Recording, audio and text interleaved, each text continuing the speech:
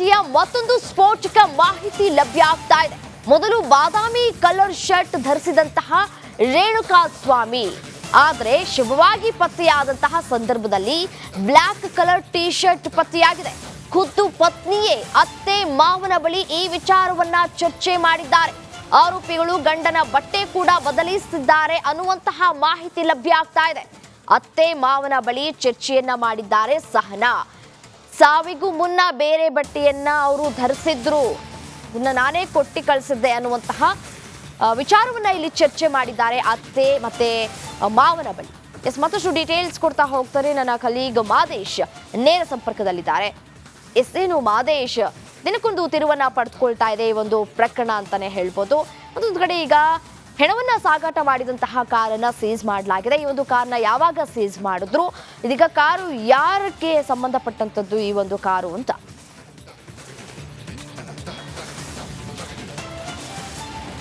ರಮ್ಯ, ಈ ಒಂದು ಪ್ರಕರಣದಲ್ಲಿ ಅಂದ್ರೆ ರೇಣುಕಾಸ್ವಾಮಿ ಕೊಲೆ ಪ್ರಕರಣಕ್ಕೆ ಸಂಬಂಧಪಟ್ಟಂತೆ ಕಾಮಾಕ್ಷಿಪಾಳ್ಯ ಪೊಲೀಸರು ತೀವ್ರ ತನಿಖೆಯನ್ನ ನಡೆಸುವಂತ ಕೆಲಸವನ್ನು ಮಾಡ್ತಿದ್ದಾರೆ. ಈ ಒಂದು ಪ್ರಕರಣದಲ್ಲಿ 13 ಆರೋಪಿಗಳನ್ನ ಈಗಾಗಲೇ ಬಂಧಿಸಿ ವಿಚಾರಣೆಯನ್ನ ನಡೆಸುವಂತ ಕೆಲಸವನ್ನು ಮಾಡ್ತಿದ್ದಾರೆ. ಈ ಒಂದು ಪ್ರಕರಣಕ್ಕೆ ಸಂಬಂಧಪಟ್ಟಂತೆ ಒಂದಷ್ಟು CCTV ಫುಟೇಜ್ಗಳಾಗಿರ್ಬೋದು, ಜೊತೆಗೆ ಟೆಕ್ನಿಕಲ್ ಎವಿಡೆನ್ಸ್ಗಳನ್ನ ಕಲೆ ಹಾಕಿದಂಥ ಸಂದರ್ಭದಲ್ಲಿ ಪೊಲೀಸರಿಗೆ ಒಂದಷ್ಟು ಸ್ಫೋಟಕ ಮಾಹಿತಿ ಲಭ್ಯ ಆಗಿತ್ತು. ಅಂದ್ರೆ ಈಗಾಗಲೇ ಆತನ ಚಿತ್ರದುರ್ಗದಿಂದ ಬೆಂಗಳೂರಿಗೆ ಕರೆತಂದು ಕಿಡ್ನಾಪ್ ಮಾಡಿಕೊಂಡು ಬಂದು ಪಟ್ಟಣಗೆರೆಯ ಶೆಡ್ ಒಂದರಲ್ಲಿ ಕೂಡಿ ಹಾಕಿ ಹಲ್ಲೆ ಮಾಡಿ ಅದಾದ್ಮೇಲೆ ಅಲ್ಲಿ ಕೊಲೆ ಮಾಡಿ ಆ ಬಾಡಿಯನ್ನ ಬೇರೆಡೆ ಅಂದ್ರೆ ಒಂದು ಮೋರಿಯ ಬಳಿ, ರಾಜಕಾಲುವೆ ಬಳಿ ಅದನ್ನ ಆ ಬಾಡಿಯನ್ನ ಎಸೆದಿತ್ತು. ಈ ಎಲ್ಲವನ್ನೂ ಕೂಡ ಪರಿಶೀಲನೆ ನಡೆಸಿದಂಥ ಸಂದರ್ಭದಲ್ಲಿ ಇವರ ಟ್ರಾವೆಲ್ ಹಿಸ್ಟ್ರಿ ಜೊತೆಗೆ ಆ ಬಾಡಿಯನ್ನ ಯಾವ ರೀತಿ ಸಾಗಾಟ ಮಾಡಲಾಗಿತ್ತು, ಯಾವ ವೆಹಿಕಲ್ ಅಲ್ಲಿ ಆ ಒಂದು ಮೃತದೇಹವನ್ನ ಸಾಗಾಟ ಮಾಡಿದ್ರು ಅನ್ನುವಂಥ ಪರಿಶೀಲನೆಗೆ SIT ಕಾಮಾಕ್ಷಿಪಾಳ್ಯ ಪೊಲೀಸರು ಒಂದಷ್ಟು ತನಿಖೆಯನ್ನು ನಡೆಸಿ ನಡಿ ಈಗ ಶುರು ಮಾಡೋಣ. ಕೇಸರಿಯಿಂದ ಮನೋಲ್ಲಾಸ ಮನಸ್ಸು ಮತ್ತೇರಿ ಕುಣಿದಾಡಿದೆ ನೋಡು, ಮನಸ್ಸು ಮತ್ತೇರಿ ಕುಣಿದಾಡಿದೆ ನೋಡು. ಕ್ಷಣ ಕ್ಷಣವೂ ಆಚರಿಸಿ ಕೇಸರಿ ಹಬ್ಬ. ವಿಮಲ್ ಬಾಯಲ್ಲಿ ಹೇಳಿ ಕೇಸರಿ. ಫುಟೇಜ್ಗಳನ್ನ ಪರಿಶೀಲನೆ ನಡೆಸಿದ್ರು. ಈ ವೇಳೆ ಬೆಳಗಿನ ಜಾವ ಅಂದ್ರೆ 9ನೇ ತಾರೀಕು ಬೆಳಗಿನ ಜಾವ 3 ಗಂಟೆ ಸುಮಾರಿಗೆ 2 ಕಾರುಗಳು ಆ ಶೆಡ್ನ ರಸ್ತೆಯ ಮೂಲಕ ಹೊರಗಡೆ ಹೋಗಿರೋದು ಗೊತ್ತಾಗಿತ್ತು. ಅಲ್ಲಿ ಈ ಒಂದು ಸ್ಕಾರ್ಪಿಯೋ ಕಾರುಗಳು ಪತ್ತೆಯಾಗಿತ್ತು.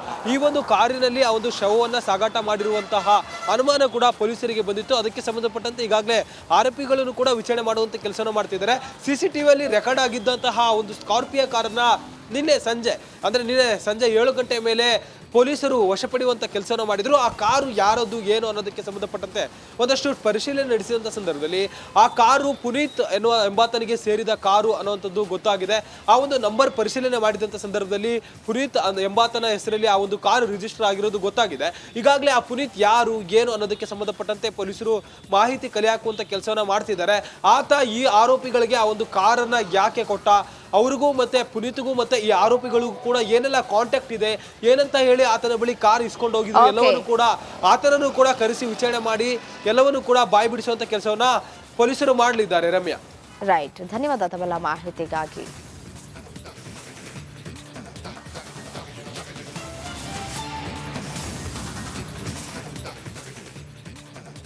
ಅನ್ನಪೂರ್ಣೇಶ್ವರಿ ನಗರ ಠಾಣೆಗೆ ಪವಿತ್ರ ಗೌಡರನ್ನ ಮತ್ತೆ ಕರೆತರಲಾಗಿದೆ. ನಿನ್ನೆ ರಾತ್ರಿ ಸಾಂತ್ವನ ಕೇಂದ್ರದಲ್ಲಿ ಇದ್ರು ಪವಿತ್ರ ಗೌಡ. ಇವತ್ತು ಹೆಚ್ಚಿನ ವಿಚಾರಣೆಗೆ ಅಂತ ಹೇಳಿ ಠಾಣೆಗೆ ಕರೆತಂದಿದ್ದಾರೆ ಪೊಲೀಸರು.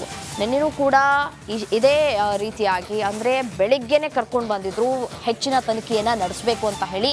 ನಿನ್ನೆ ಇಡೀ ದಿನ ತನಿಖೆಯನ್ನ ನಡೆಸಿದಂತಹ ಅಧಿಕಾರಿಗಳು ಮತ್ತೆ ವಾಪಸ್ ಅವರನ್ನ ಬಿಟ್ಟು ಬಂದಿದ್ರು ಸಾಂತ್ವನ ಕೇಂದ್ರದಲ್ಲಿ. ಇದೀಗ ಮತ್ತೆ ಇವತ್ತು ಬೆಳಿಗ್ಗೆ ಪವಿತ್ರ ಗೌಡರನ್ನ ಠಾಣೆಗೆ ಕರೆತರಲಾಗಿದೆ. ಅನ್ನಪೂರ್ಣೇಶ್ವರಿ ಠಾಣೆಗೆ ಕರೆತಂದು ಹೆಚ್ಚಿನ ವಿಚಾರಣೆಯನ್ನ ಕೂಡ ನಡೆಸಲಾಗುತ್ತೆ. ಇವತ್ತಿನ ದಿನದಲ್ಲಿ ಒಂದಷ್ಟು ವಿಚಾರಗಳ ಕುರಿತು ಮಾಹಿತಿಯನ್ನು ಕೂಡ ಕಲೆ ಹಾಕಲಿಕ್ಕಿದ್ದಾರೆ. ಅದೇ ರೀತಿಯಾಗಿ ಪಂಚನಾಮೆ ಕೂಡ ನಡೆಸಲಿಕ್ಕಿದ್ದಾರೆ. ಚಿತ್ರದುರ್ಗಕ್ಕೆ ಕರೆದುಕೊಂಡು ಹೋಗಿ ಅಪರಾಧಿಗಳನ್ನ ಕರೆದುಕೊಂಡು ಹೋಗಿ ಎಲ್ಲಿ ರೇಣುಕಾಸ್ವಾಮಿಯನ್ನ ಅಪಹರಣ ಮಾಡಲಾಯಿತು ಅಲ್ಲಿಂದ ಕರೆ ತರ್ತಾರೆ. ಅಂದ್ರೆ ಅಲ್ಲಿಗೆ ಕರೆದುಕೊಂಡು ಹೋಗಿ ಸ್ಥಳ ಮಹಾಜರು ಕೂಡ ಮಾಡಲಿಕ್ಕಿದ್ದಾರೆ ಅಧಿಕಾರಿಗಳು.